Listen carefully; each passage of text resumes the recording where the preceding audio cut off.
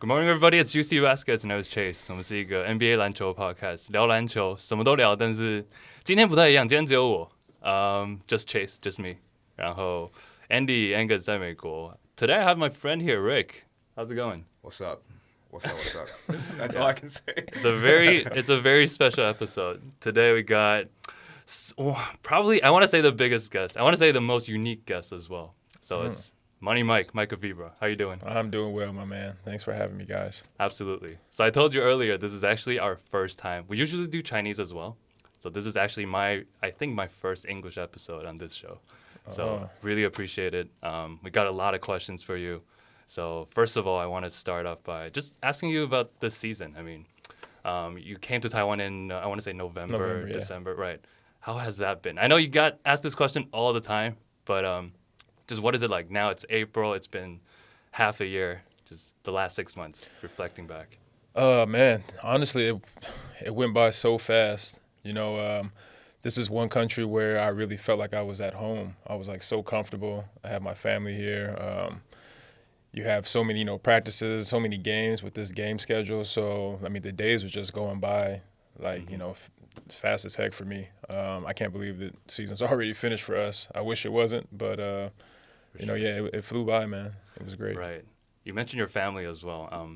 Actually, I was planning to talk about basketball a lot more, but I watched a lot of videos. I heard a lot of stories about you. I know family's always been a big part. So before talking about your family, your kids as well, right now in Taiwan, I want to talk about just your upbringing, Pomona, California. I was in California for 4 or 5 years, college, right after college as well. Just what was that like, your family, upbringing? I remember you talked about your father taught you basketball. At the time, you liked football a lot more. And what was the role of basketball, and what about just family, Pomona, California, upbringing? What was that like? Man, it was rough growing up in Pomona. It was a lot of, gang violence and, a lot of that type of stuff that I grew up around. But my dad is from Nigeria, and he came to America when he was 18. He got a scholarship for school. So he always had the strict mentality of, education first. And he wouldn't let me get involved in anything that I shouldn't have been involved in. So he was really strict, as well as my mom. She was American. She was from Ohio. So they both were really, really strict on me and my sister, younger sister that I have, and made sure that we were focused in school and basketball eventually. But my dad, he introduced me to basketball just basically by giving me a basketball when I was young. But I hated playing basketball when I was young. I wanted to always play American football. Right. My dad was a big soccer fan, so he wanted me to play soccer. All three. Yeah, so when I tried to play football, he was just, very afraid that I would get hurt because I was, a really skinny kid. Yeah. So he was Which position primarily? Wide receiver. That's what I play. Yeah, I was just run, a lot of hustle. Throw it up, and I just jump. Right. But yeah, I started playing basketball a little more seriously when I turned like 14, 15 years old, and I really sucked at it at first. But I had a lot of friends that were all in athletics growing up in our little community. My next door neighbor, who was one of my best friends, him and his brother, they had a basketball court in their front yard. So I would sneak out of my house sometimes and, go over there and play when they weren't home. And I'd just be by myself dribbling and practicing moves and watching every car that drove by thinking, oh, that might be an NBA scout that's going to see me out here. We all do that. Don't we all? I do that too. But, then I had a couple other friends. I'm not sure if you guys are aware of the Samoan culture. I had some really, like a family of brothers, like four of them who used to take me all around to different parks and play pickup basketball when I was younger. And that's how I got better, just by playing. Yeah, that's really interesting. You mentioned the culture. I think I had a friend from New Zealand. I think he mentioned that a lot too, just the Samoan culture and also just, upbringing, how that influences his like basketball journey as well. He doesn't turn pro. But I had no idea I was going to go pro. But. Right. So that was actually my next question. So when did you realize that, there's actually a chance for me to play basketball for a living, just turning pro and just like getting more and more attention? I'm assuming you said 15, so that's like what, 9th grade? Yeah, so. I didn't know about being pro back then either. For me, it was my 3rd year of college when I was at Cal State Northridge, the only year that I played there. For the first half of that season, I was number 3 in the nation in scoring. I was behind Adam Morrison and J.J. Redick that year. Ooh. And that's when I was kind of like, okay, maybe I can, do There's this a path. professionally, Right. And then things didn't end well with me and the coach at that university, so I decided that I was going to enter the draft, the NBA draft at that time. It was 06. 06, yeah. Right. And so I hired an agent and into the draft. I didn't get picked, of course, but I got picked in the draft to go to the NBA D-League, and then that's when I started, my pro career. Do you still remember that night, just like entering the draft, just waiting for your name to be called? Just what was that like? Also you mentioned college. Mm-hmm. Like, I think everyone who plays I never played basketball, like college basketball, but just what was that like being a student athlete in college? You talked about education, so obviously that's a big part. So what's life like as a student athlete, and also later when you entered the draft? Just do you remember any memories from that night? As a student athlete, of course it was. I mean, that's tough, man. Having to deal with the class schedule, the practice schedule. That was part of the reason why I wanted to go pro too, because I was tired of that. It was a lot of work. Yeah. The night of the draft, I did some workouts with teams before that, and I kind of already knew that I probably wasn't going to get picked. So, I watched the draft anyway, but it wasn't like I had family and friends around and just like, right. Mike's going to get drafted. Of course I watched it, didn't get picked, and I was just like, all right, well, what's next? Next.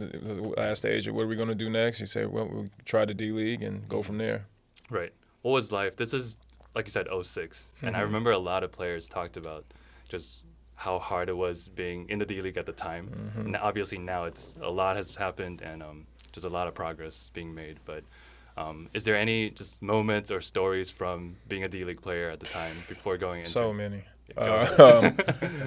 Well, for that draft, the first year I went to the D-League, I was actually there was 10 rounds. I was the second to last pick in the draft. Wow. And the team didn't even know who I was. The story is that they didn't know who to pick, and somebody that I guess saw my highlight tape somewhere was in the draft room with them. They said, well, I've seen this kid play, let's pick him. So that's how I got picked. And then they sent me my flight information and stuff, to fly out. It was, the team was Idaho Stampede. This is how unfocused and stupid I was as a young guy. Right. I go to the airport, I make my first flight, and then the second flight, I fall asleep at the wrong gate and miss the flight to Boise, Idaho. Thanks. I wake up, I look at I get my cell phone, I call the coaches. Oh, I'm so sorry, I was at the wrong gate. They didn't say anything, they just hung up on me. Oh, shoot. So now I'm sitting in the airport like, man, are they going to call me back? Do I need to fly back home myself? So maybe like 10 minutes pass, they call me back. Okay, you're going to get on the next flight. It was like at 9 o'clock at night or something. So I make that flight. I get to Boise, and this is already a team that's probably thinking to cut me already. Right. So when the coaches picked me up at the airport, I was like, I'm so sorry.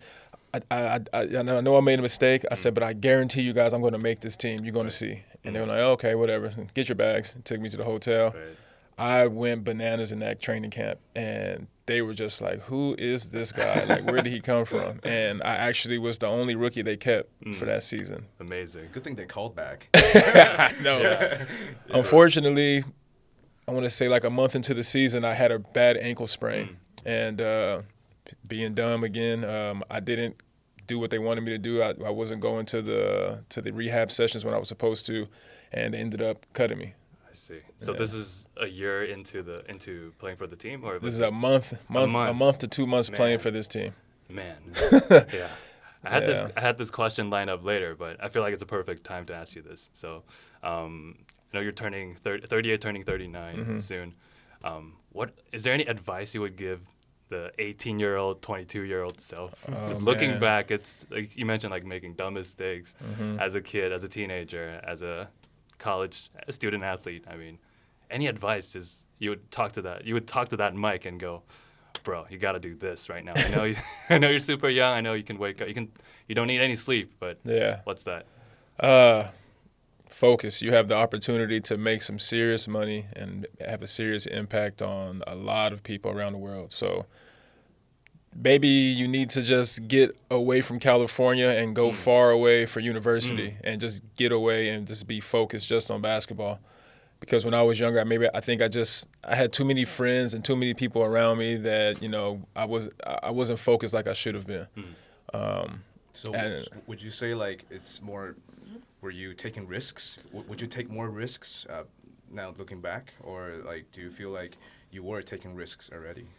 To be I was taking the wrong risks. I was doing a lot of things that I shouldn't have been doing, and maybe if I didn't make those decisions back then or take those risks, I might be in the NBA or would have had a good NBA career. Wow. Because I know I definitely had the talent. I definitely had a lot of scouts and people coming to watch me play when I was in the D League my following season after the first one. And I just, dumb decisions. Didn't have the right people around me. I didn't have really role models to look up to because I knew no one from where I came from who made it that far. Right. I know a lot of because our show, we have a really young fan base, and a lot of them I know are student athletes as well, playing in Taiwan. So I think coming from you, that means a lot to them. Okay. They really need to learn. So. Learn to take care of themselves, take care of their body as well, and also the mentality. And look, going back to California for a little bit, I know you've answered countless questions about just the Kobe influence on you. But was there a moment, I think for me personally, it was 2008. I think I was just about to move to Boston at the time, and it was LA and Boston, 2008 and 2010. Is there any, besides from just, obviously we all admire Kobe, whether or not you're his fan, but I mean, what's something that he influences you the most? Besides the Mamba mentality, besides all of that, just like, is there anything else? Watching the way he raises his daughters and how much he loved them and, supported them. I take advice from him just by watching videos of how he was with them for my daughter, So, yeah, outside of basketball, for sure, just the family man he was and the business ideas and things that he was doing off the court. Those are the type of things I have to prepare for now because I'm coming to the end of my career pretty soon probably. So, yeah, those are the other things that I take from Kobe. Right. I know you're probably familiar with, I think it's called Details or Detail. Oh, yeah. ESPN. Yeah, when he did the video edits and stuff. Just as a basketball fan, I feel like that's one thing that really drew me in. And I loved those videos. Yeah, yeah. The way he thinks the game and sees it, it's totally different from a lot of people. Right. Is there something, what about from today? So this year at T1, obviously a young team, obviously a lot of things going on the court, off the court. There was a new league as well, right? I'm pretty sure it's the second year, right? So if there's like one thing you would try to perhaps like implement, or as a coach, maybe 5 years later, 10 years down the road, what's something you feel like, either infrastructure, either it's X's and O's, what's something you feel like these young players really have to know as a pro baller? Hard work, man, and dedicate, like your craft, taking pride in your craft. Staying in the gym and really working on your game, not only during the season, but like in that off season. Like, yeah, you take a little break, but they need to develop. That's the one thing that I've saw here, that I feel like Taiwanese players have a lot of potential, but they need to develop their personal skills more, the fundamentals, how to play defense correctly. Like our team was really young, so they didn't really know how to rotate on defense, where the right spots to be on offense. Just little things like that. Maybe study film a lot more too. I don't know if they really watch a lot of basketball. Like I was watching basketball all the time. Like I would watch Kobe on NBA League Pass when I was overseas in other countries playing, like stopping and rewinding footwork and going to the gym on my own and then practicing those moves by myself. Like I'm really in love with the game. So if they're in love with it, they need to really, focus in and study more. Look, I can attest to that because I was talking to Allison just now. Allison, your manager, agent. Yeah, little boss. So, so before you came in here, I was talking to Allison. I was like, so what does Mike usually do now that it's technically off season? She was like, oh, he was watching just NBA, just like playoffs, just watching these games.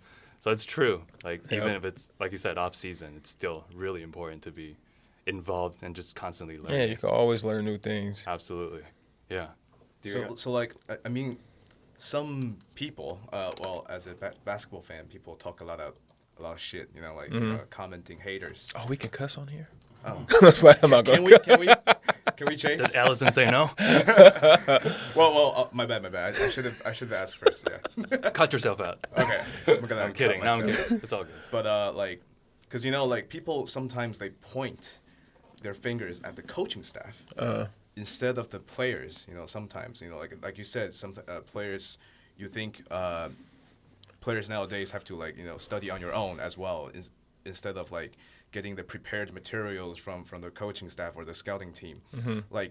But what kind of role the coaching staff plays when doing like as a pro basketball player? Is it if you have to choose between working on your own versus a professional scouting team giving you all the information, what percentage do they play, or do you feel like you have to put more time on yourself? I mean, it starts with yourself, but when it comes to the team and organization, the coaching staff is very important. They're the most important piece to me because they're the ones that are going to prepare you for every game you have. So if they're not prepared, how can you be prepared? You could be prepared physically and mentally, but the coaching staff needs to prepare the game plan. They need to do the scouting, let you know exactly what this player likes to do, where he likes to do that, what's the team's system, how are we going to defend it. Those are things that, you might watch film. Like, I watch all the games before I play a team on my own. But it's one thing of how I feel that we should do, do things in the game compared to what the coach might think, Right. So coaching staff is definitely key, man, because players are not going to go make edits of film and stuff and bring it in and show it to everybody. That's on the coach. Is it common for players to disagree with the coach's direction?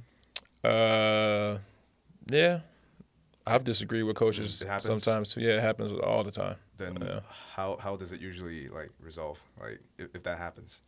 If it's a good coach, in my perspective, if it's a good coach, then he would listen to what the players think and try to find a middle ground. Maybe we'll try it the coach's way first, and then if it doesn't work out, then maybe we can try your tactic. But to me, that's a good coach. The teams that I've been with and have won championships with, me and the coach always have a good rapport, and we're able to communicate and feed off of each other. And he gives his ideas, I give my ideas. But then you do have some coaches who are just like rockheads, and they don't care what you say, what you think. It's my way or it's the highway. So. Oh wow! So the key to success with a good coaching staff is to have mutual communication, man. Communication. Right. Just like they want us to communicate on the court, we need to communicate off the court as well about these things. How hard was that though when it comes to obviously you have a 15-year, 16-year career playing overseas, different coaches, different cultures, different languages even. It's how do you adjust to that? How hard would it be? It's not too difficult because you do have the translator. You just got to hope that the translator translate everything correctly. Right. I think the most difficult part is when you're on the court and you want to communicate something on the spot with your teammates who don't speak English. That's probably the toughest thing, Yeah. Is there a moment where I'm guessing early on in your career, but you kind of just became more coachable as a player as well? Oh, was there a moment like that? Where I became more coachable? Right. Yeah, it was probably my first year in Switzerland. I won 4 cups there. And before that, I was just give me the ball, I'm the best scorer, I don't listen to anybody, just I had bad attitude. And the coach that I had there, his name is Joe Welton, great guy, and he was able to, I don't know how, but he found a way to communicate and get in my head and make me focus. And he actually changed the way I thought about basketball. And from that moment on, my career just skyrocketed. Wow, that big a difference. Yeah, man, he was a really good coach and understanding. Is that something he said though? Is it the philosophy in general? Is it?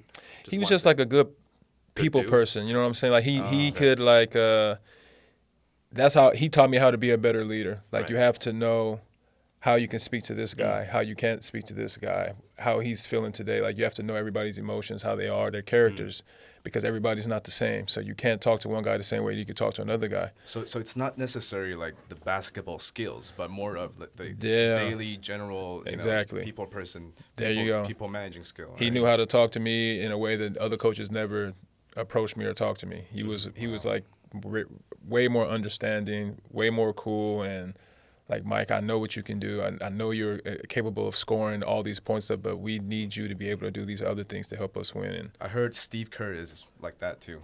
He talks to his players a lot, like from the interviews. You need to, man. Yeah. Communication. Right. Despite the like you said, like playing all over the place, there's definitely certain like cultural or language barrier. But despite all that, is there a type of player that you just enjoy playing with the most? If there's this type of guy or like a good teammate. Doesn't have to be on the court, but just this is the type of dude that we need. I love playing with an unselfish point guard. I had one in college when I was at Cal State Northridge. My good friend, Bakri All-Timer. That was the first point guard I've played with where he could score. He definitely could score, but he just understood, like, man, Mike can score as well, and he can at a high clip, and I can get a bunch of assists if I just get him the ball in the spots that he likes. So it was just like we get a rebound, they kick it to him, and I'm running the wing, and he's looking for me like right away, or if not, then he'll attack. But a point guard who knows how to get me the ball in spots where I don't have to create so much, I love that. Right. That's the type of player I want to be, but that's also how I got cut. So we're not going to go there. I was like, I got these 3 minutes. I gotta do what I can do, yeah. I gotta show off. You know? Beat it up. I gotta try my best. It's neither here nor there. It's very hard to find the balance, though, right? Like that, like the balance between, because you have only limited time on court. Oh, so, you mean when you know you don't have the green light, or you're not gonna get a lot of minutes? Exactly. Yeah. Like me, right? Yeah, I've never been in that situation not before. Not an issue, right?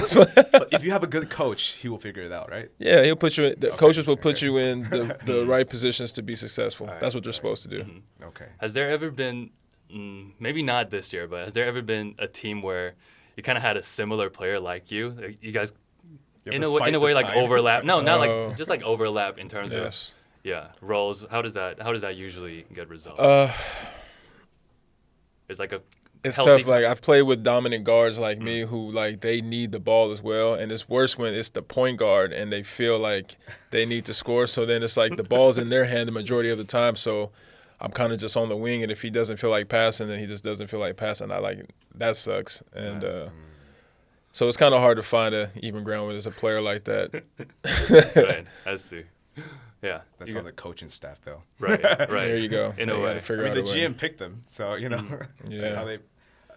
That leads me to the I think go ahead. I think Jeremy Lin was like teammates with James Harden before, right? Like yeah, that's not going to work. Yeah, I think that didn't work out. Right, but a similar situation. Yeah, I guess the last question in this segment would be: we mentioned the Leopards, super young team, a lot of adjustments to be made.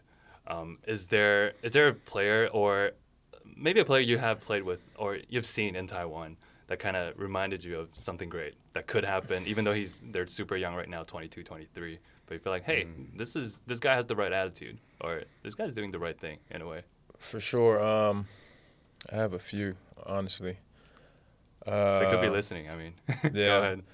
The first one that caught me off guard was I don't want to say his name wrong, Ibachi from DEA. Right. I thought he was an import when I first arrived, and because they were telling me how he scored 50-some points on us before I got here. I was like, dang. And then I found out that he was a local player. I was like, okay, then sky's the limit for that kid.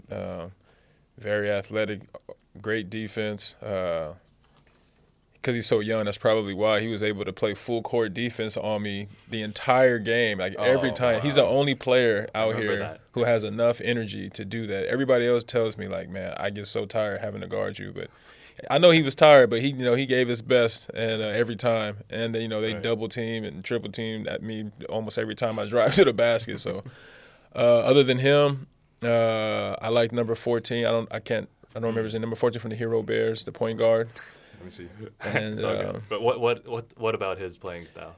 Man, he's just quick as heck. Like I just didn't expect it. Like I saw him playing on film before I came out here, but then to see it live, it's just like, man. And then he was my teammate in the All-Star game, and he's one of those unselfish point guards who can score as well. But like we had a good chemistry in the All-Star game. He was finding me for shots, and I found him, and yeah, he just has the ball on the string too. Like he can, dribble right, left, go around people, find an open man inside.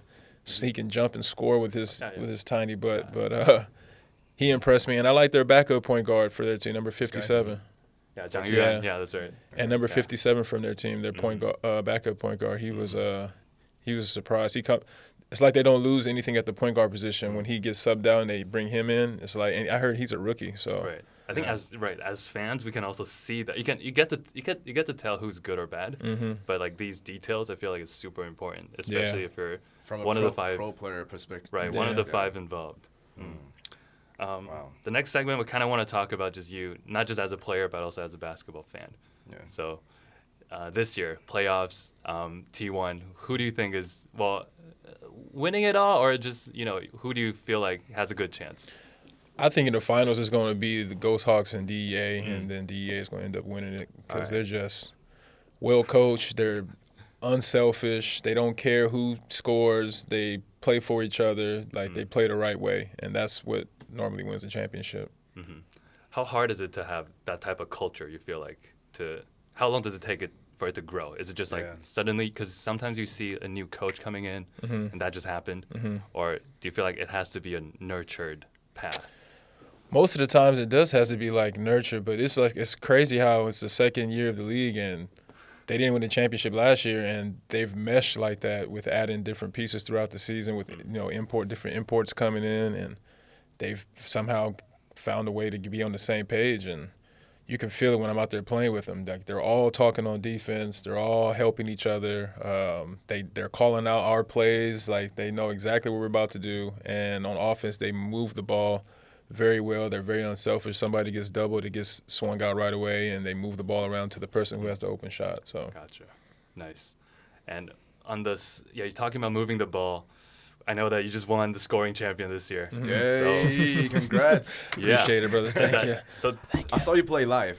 I knew you were going to be Oh, really? this guy's a killer. the fadeaway threes, oh my God. Yeah. So, two questions on that. So the first one being, has that been a goal whenever you go to like a new league or a new Not country? at all. Not at all? Okay. I didn't think I didn't plan on that happening at all. I was just like, I want to just go and win. Right. But then when I realized that to help my team win, I needed to score more, then, it happened on its own. Gotcha. But it wasn't like I was at home before I got the contract. Yeah, I'm going out there. I'm going to be the leading scorer. That wasn't on my mind. Win first. Yeah, right. for sure. Right.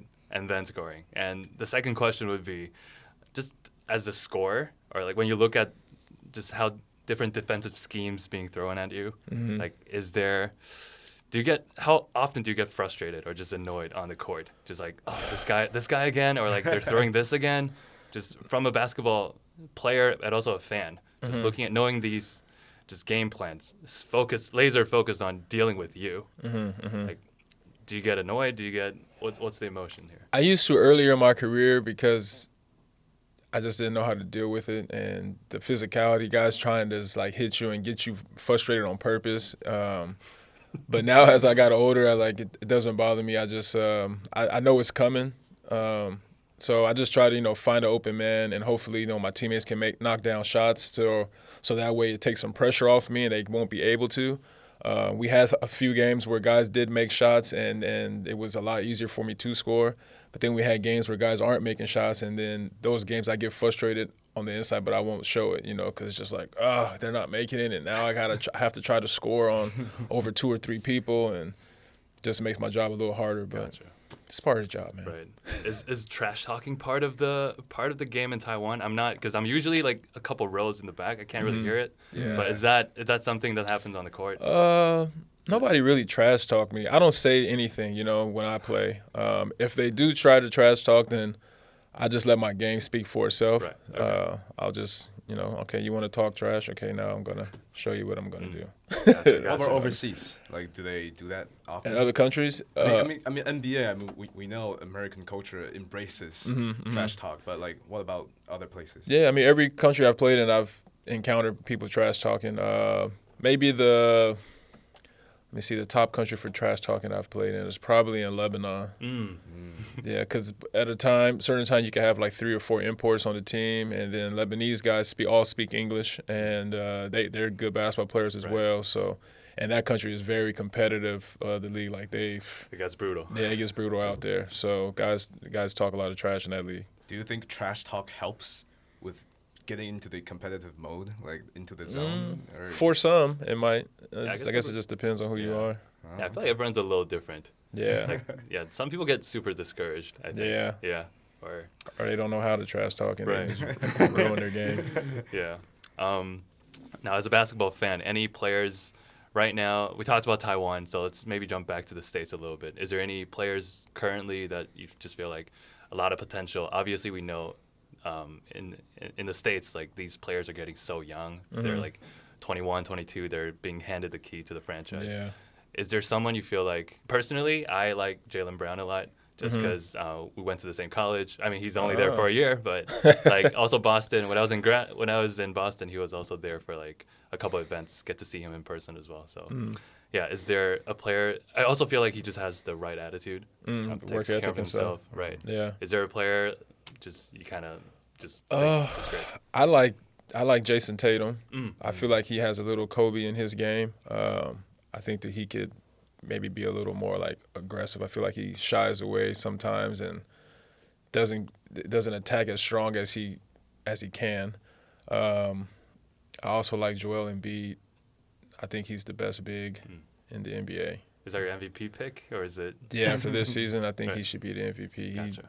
He did a lot, man. That guy he's amazing. He has everything. He can shoot threes, about post moves, mid range, drive to the basket. Like he has the whole arsenal. Tough. And he's mentally tough too, and huge. Yeah. Pause. Yeah, I think on Joel, I think the maturity piece that you touched on earlier, I remember early on was in his career, he was super like, I don't want to say immature, he was just very like goofy. Yeah, it's a big kid, you know. Right. It takes time to grow out of that sometimes. But the last couple of years, it's been so different. He's Dominant. Focused. He doesn't post anything on social anymore. But yeah, I remember that. That was amazing. He's a killer. So Jason Tatum, Joel as well. Great. Anything with the playoffs? Do you have a team that you're rooting for? Always gonna root for the Lakers because that's my Right. home team. We're close. Yeah. Well, that yesterday, man. Holy. The game. With with LeBron, the shut up Dylan Brooks. Yeah. Damn. Yeah, you and LeBron, you guys were born in the same year, I remember. So Yeah. was that, how amazing is it from your perspective, looking at him doing what he's doing? That's what kind of motivates me. I'm like, if he's still playing, I'ma still play. Right. Like, if he can, I mean, I know he's spending millions on his body. I'm not doing that for myself, but Right. I mean, if he can do it at 38, why can't I? Absolutely. I think Yeah. fans talk a lot of trash about him, right? Like, but I mean, one of the hosts, I think. No, No, not me. I don't know. I don't talk shit. But I mean, from a pro player perspective, it's very hard to be like LeBron, Absolutely. right? Of course, man. I mean, he's still jumping almost like he was when he first came into the league. It's crazy. Like, I can still jump, but not like I used to fly. Like, it's incredible. But that comes with the new technology for healthcare and whatever he's buying for his body in the off season. The cryo chambers we got now. Like, he might be getting these shots to regenerate his muscles or something. I don't know what's out there, but I know he has it. Yeah. One thing about the Lakers, because this year I watched a lot of Lakers. How important do you think, as a pro baller, like the word fit here, like how important is fit for a player? Because like you said, you've had teammates who are very similar to you in terms of skill sets, but also sometimes you don't have the point guard that you need. Okay, How important is the word fit here when it comes to just being a professional basketball player? How important is that? That is very important. That's something that I didn't realize or, think about when I was younger. I was just thinking like, yeah, I'm a scorer. Like, but, NBA teams are not looking for scorers all the time. They want you to, like you say, fit their system. They might want you to just come in and score something off the bench, play hard defense, be a rebounder. I can't remember who told me this, but a coach told me one day that they have specialists in the NBA or on teams overseas. Like, you might not be the leading scorer or whatever, but you have one ability that you just specialize in and you just hone in and make that what you're well known for. So like Dennis Rodman, for example, was a killer rebounder, and he made that his specialty, and he fit well with the Bulls because that's the piece they needed right there. They already had Jordan, Pippen, and all the other stuff. They just needed that dog. Yeah, one of my all-time favorite. Shout out, one of my all-time favorites, Alex Caruso is like that. Oh yeah. He talked about that all the time too. He was like, hey, I'm here to do my job. Like, whatever you want, I'm going to do it. But he's the one winning the chip in, I think, 2020, right? Is there any role players like that currently in the league that kind of fascinates you, or just the things they're doing that kind of made you go? NBA or Taiwan? Both. How about both? Okay, let's do NBA. How about on the Leopards and also, the NBA? Leopards, we had towards the end of the season, when he got more playing time, Fu. Yeah, he came in and just turned into that defender for us who he gave all his energy. Like, he would be so tired at the end of the games, but I know that he's going to fight because as a fan, that's amazing. It's amazing, man, because it's like it helps me because now I don't have to focus on having to guard the toughest guy on the other team and help us score, which I was trying to do at times.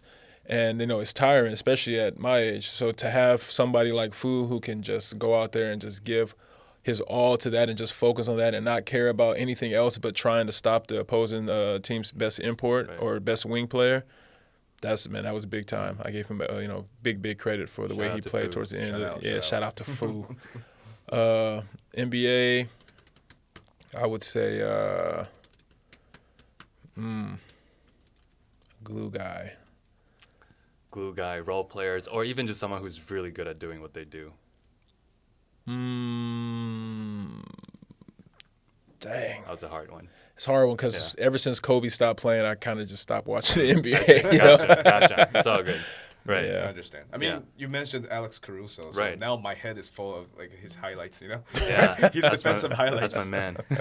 Did you know that Bulls used Alex Caruso to guard the opponent? Draymond, sorry. Oh, yeah, Draymond. Oh, Draymond as well. Yeah, that's the one guy I would think. What were you saying? No, I was saying like the Bulls coach put Alex Caruso to guard the opposing power forward, and they let him switch between him and Patrick Beverly. I feel like switchability itself has also been like a big thing recently. Just, like, being able to guard multiple positions. Absolutely. Yeah. All right. How about easy question? I feel like everyone has their own list, but what about like an all-time? You can do like all-time starting five or just like Mount Rushmore if you want to do that. I know it's 5 against 4, but I'll do starting 5. Go ahead. I'm gonna put LeBron at the 1. Ooh. Jordan at the 2. Kobe at the 3. That works. And at the 4, I'm gonna put Hakeem Olajuwon, and I'm gonna put Shaq at the 5. Right. Nice. That's a tough team. Let's talk about that. Let's talk about Hakeem because I feel like I read this. This is back in college, maybe. One day I'm just in the library. I was looking at these books about sports, and all of them just talked about Hakeem. Yeah. He was before my time. I was born in '94, so that was the year he won. Okay. So his first one. So tell us about Hakeem. I suppose you've watched some of his films and also just games in general. Just what is that like for the younger generations? They probably I don't really know Hakeem that well, but I feel like the younger kids, they definitely don't. It's like imagine just a 6'10", 6'11" guy with like footwork of a guard, like a small guard. Just he just had fadeaways, spin moves. He could shoot the mid range, sometimes shoot threes, and he was just fast and athletic. Like he can just run up and down the court. That's why when I was thinking about my top 5, I was thinking to put Tim Duncan or Kevin Garnett at the 4, but then I was like, man, Hakeem wasn't really a true 5. Right. I could put him at the 4. And I know he would be able to run up and down, catch alley-oops. He was amazing. And, of course, he's Nigerian like me, so I got to go with my Niger man. Yeah. Can we talk? Go ahead. So you still put it's interesting how you have a traditional 4 at 4 because opposed to KD at 4 or something like that.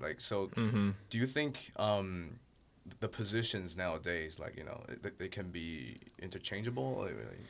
I mean, the game changes now, from back then to today. Today is just all like three-pointer. That's why I kind of stopped watching the NBA too, because it's just like running back and forth shooting threes until you get into the playoffs, and now you have to really play. You have to play the same team 7 games, and you got to really grind and figure out a way to beat them and get different matchups. But other than that, that's what they want. They want even the centers are out there shooting threes. It's kind of like pick and roll, and then you just finding the open guy and pop in and just shooting threes. So, the positions are interchangeable nowadays. Right. I always talk about, the regular season. I talk about this on the show all the time, but just regular season, playoffs, there's almost 2 completely different games to me. Oh, they're easy. It's like night and day. Yeah, absolutely. So that's one thing that stood out to me.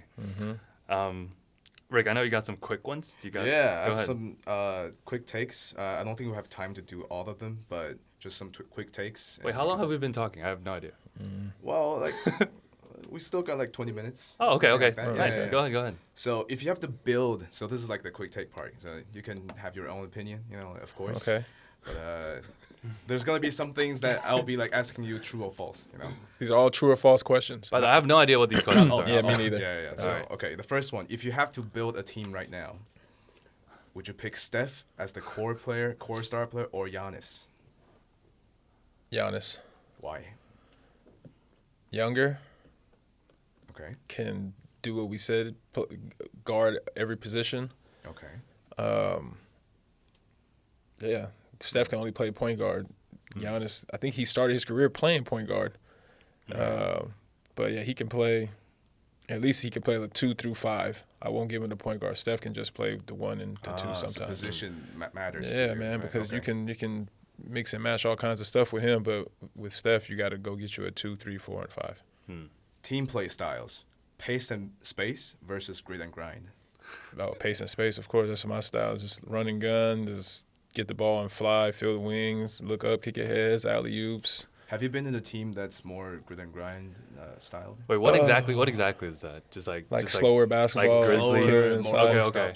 You know. All right, just to make sure. Right? Yeah, like teams where I had like dominant post player inside. Like when I was playing in Dubai in that league, I had a really good 4/5 man named Tyler Wilkinson. Guy is probably the best big that I've played with in my career. Just can do everything inside, outside, and it's stupid to not want to give him the ball. So it's like, all right, let's slow down and feed him first, and then let's play off of him. That's like the one player in my career where I was really comfortable playing off of him.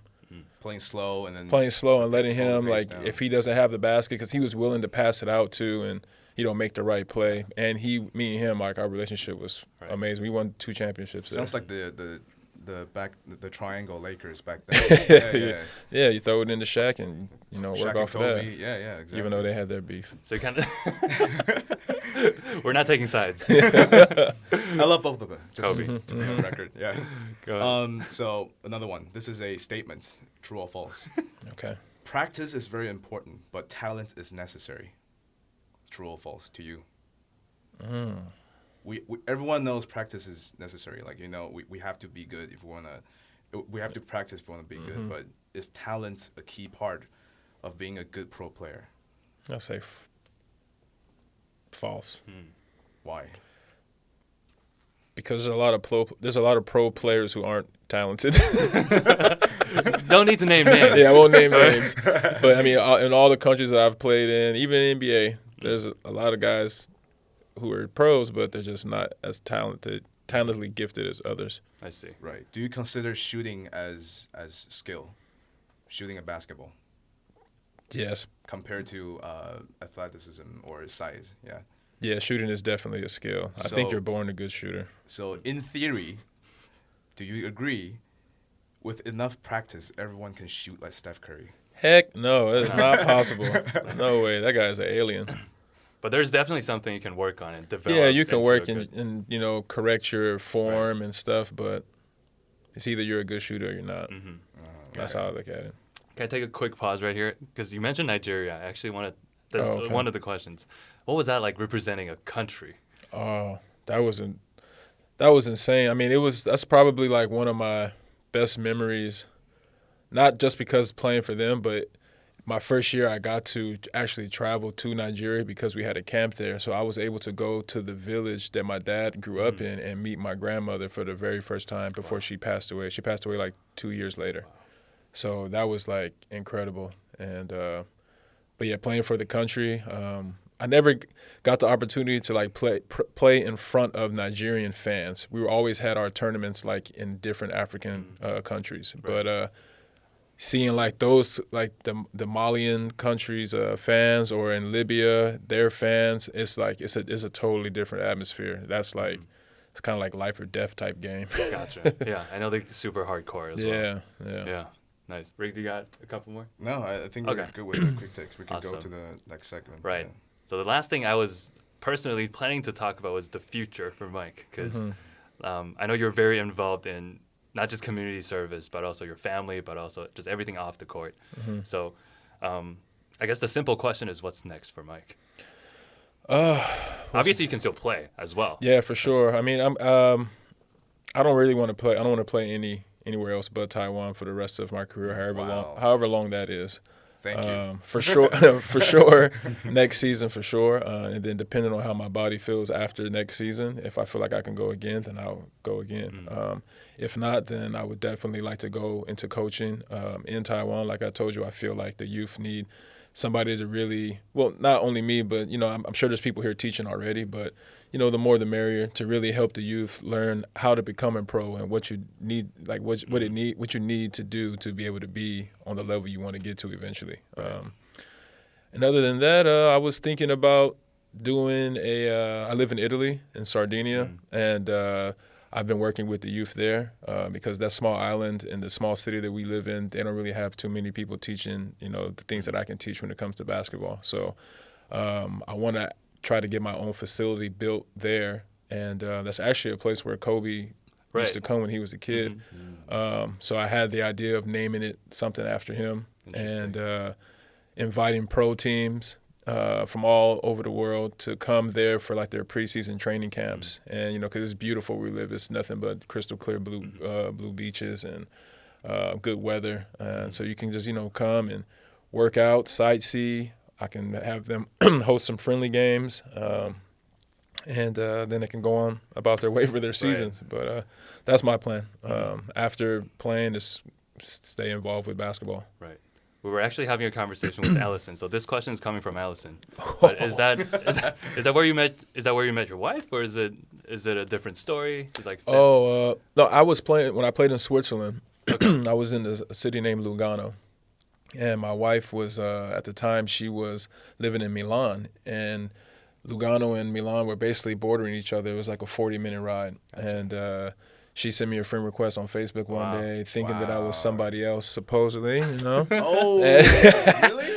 Yeah, Wow. and we started chatting for about a week, and she spoke no English, but I didn't know because we were talking on Facebook, and she was typing something in the box, so it says typing on my end while she's translating what she wants to say, really. Then she'll copy and paste. And then when I eventually went to go meet her for the first time, she got in the car, and I'm like, hey, what's going on? So I think we were going out to a party somewhere that she got invited to. Nice. And I was like, so which way do I go? And she just, like, looked at me. You know how a dog looks at you, like, when it doesn't understand something. And she was like, she pulled out a BlackBerry back then. Translator. I said, wow, you don't speak any English. Yeah. So that whole night, we just we didn't even speak. We just kept going, another drink. That's communication. Yeah. But I ended up teaching her English through watching Netflix with subtitles, and now she speaks great English. Right. Yeah, that's amazing. That's a great story. That's a great story. Yeah, I was like, Thank you, Allison. And we got married in China. Right. When was this? That was 2014. 14. Gotcha. Yeah. Nice. This is around the time when you were playing in the Drew League too, right? Yeah, I used to play in the Drew League every summer when I was younger. Then I was like, all right, I got to cut it out and need rest now. What was that? Just a quick question on that. I know, obviously, we all know that you won the MVP as well. But just what was that experience like? I know Taiwanese fans probably are not as familiar with Drew League, but just what is that? What is Drew League even? Just describing it to the fans. Drew League is just a amateur summer league where when pros are not in their season overseas or in the NBA, they just all come together in LA and play against each other. They have guys who put some money up to put their own teams in it, and then you play. You have playoffs, championship. I started playing in it when it was still fairly new, and it wasn't as publicized as it is now. Right. So it was in a way smaller gym, and there weren't many NBA players coming to play then. And then once the NBA lockout happened, that's when Kobe came and Durant and LeBron, and then Nike started noticing the Drew League, and it took off to where it's at now. Gotcha. I would love to follow up a question. What's the fine line between a very, very good amateur against a pro player besides getting paid? Is it skill? Is it mindset? Or the dedication to basketball? Like you said, Allison mentioned that you have a certain routine before an actual game, right? That you sleep early, you do. Is it discipline? I think sometimes it could be those things, but a lot of the times, honestly, it's just some of those guys just don't get the opportunity to showcase themselves or to get to the right college, or maybe they weren't able to because of family issues or something. There's a lot of guys with some stories that people just don't know about that stop them from being able to try to go after their dreams. But for the guys who did get the opportunity and still didn't make it, then yeah, it probably would fall on those type of things, like not having the right mentality, not focusing, not taking things serious. Okay. Gotcha. Right. Going back to coaching, life maybe after playing basketball. I know we talked about like camps, we talked about lessons, talked about just obviously being a coach for just any teams. What about for the younger generation? Just even kids younger than me. I'm in my 20s, but like kids younger, what's something, if they really want to be a professional player, what's something you feel like they need to know just straight up, like early right on? Now, yeah. Yeah. Don't expect anybody to give you anything. Like you're gonna really if you really want it, you have to put the work in. I didn't make it to where I'm at or have the career I've had by just showing up and playing at the games or something. Like I put the work in. The fans here don't know how much work I put in this past summer. They will know when they see the videos I put up this summer of me working out. But I'm up at like 5 a.m. every day, running to the gym, lifting weights, getting shots up by myself. It's not like sometimes my wife will help me rebound or some of the kids that live there, but for the most part, it's me by myself getting my own rebound because I feel like I get in better shape if I have to chase the ball down and do everything myself. So you got to put that work in, man. Hard work, consistency. Yeah. Consistency. It's really important. You also have to have just faith in general, I think. Just knowing the goal is out there or knowing there's something you want to achieve. It's out there. Yeah. And, I think it's every little basketball fan's dream to be pro at some point in their lives. Like including me, like I was like, I might be able to be the next Jeremy Lin, at some point. And you need a little luck. I mean, a little luck. And for me, the luck part is more on the injury side, knock on wood. I haven't, throughout my whole career, 16, 17 years, the worst injury I've had was like an ankle sprain. But I've known guys who've had to retire in their 20s, because of just injury after injury. So do need some luck, blessing from God. Yeah. Does having a kid now kind of like change your perspective?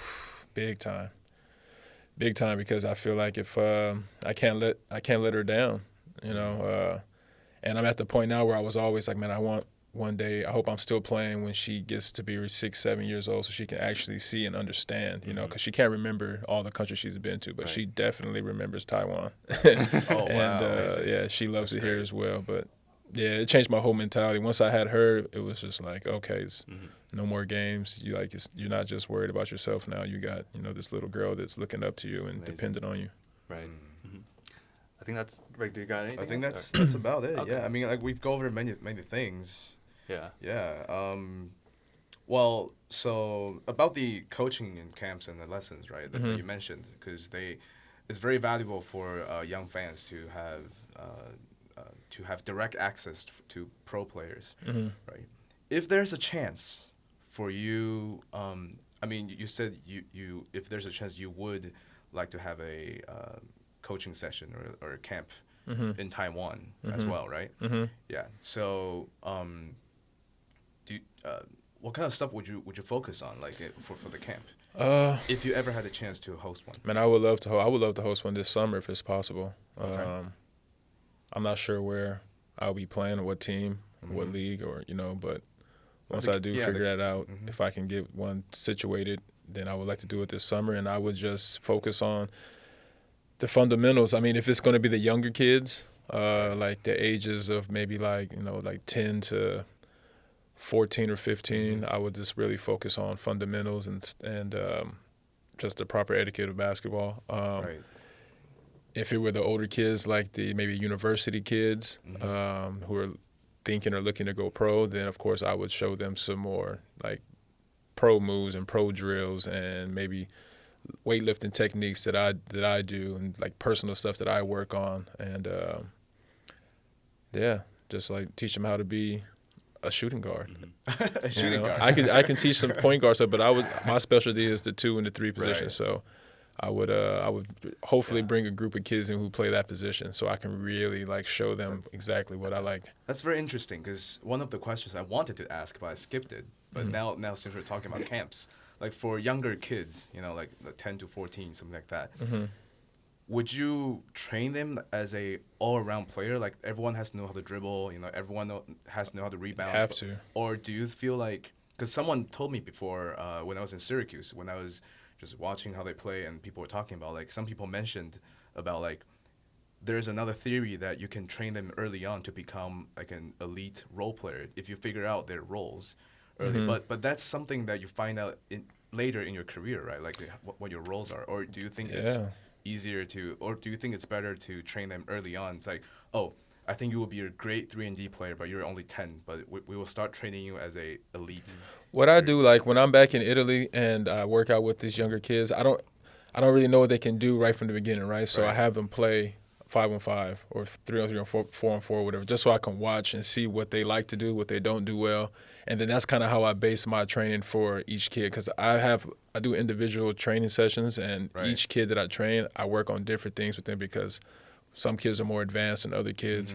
Some kids I can tell, like, okay, you can't even dribble with your left hand, so I need to do more drills to strengthen your left side like you have with your right, because literally kids will just dribble with their head down and with the one hand all the way up and down the court and never switch.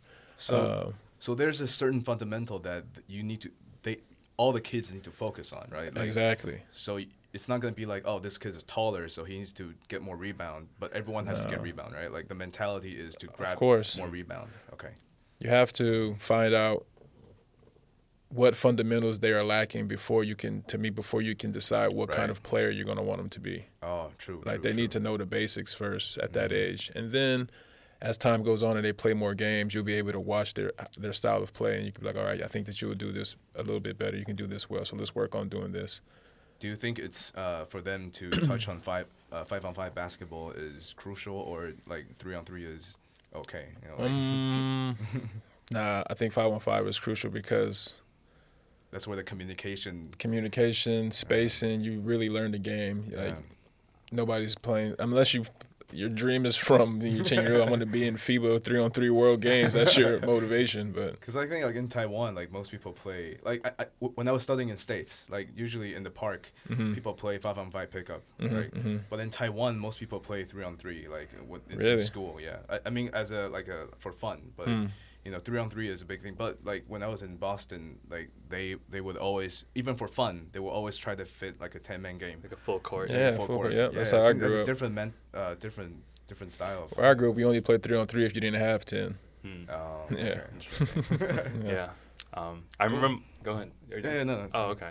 Now I'm just wrapping it up. Yeah, wrapping it up. Yeah, I'm good. Yeah. I'm good. I got all the things I need today. Amazing. Yeah. So I was just thinking about the first question I asked was about the role of basketball and family upbringing. One thing that I remember, just a quote, I forgot who said it, I really should remember, is a lot of times you forget about what someone did or what someone said, but you'll never forget how they made you feel. And I mean, you talked about your kid. I feel like maybe some feelings are indescribable, but just knowing that there's someone right there, your daughter, your family, this is who you work for. This is someone part of your family. This is part of who you are already. And just having you today here, this kind of became part of what the show is. The show has always been about sharing stories, talking about these things that are not usually on the media.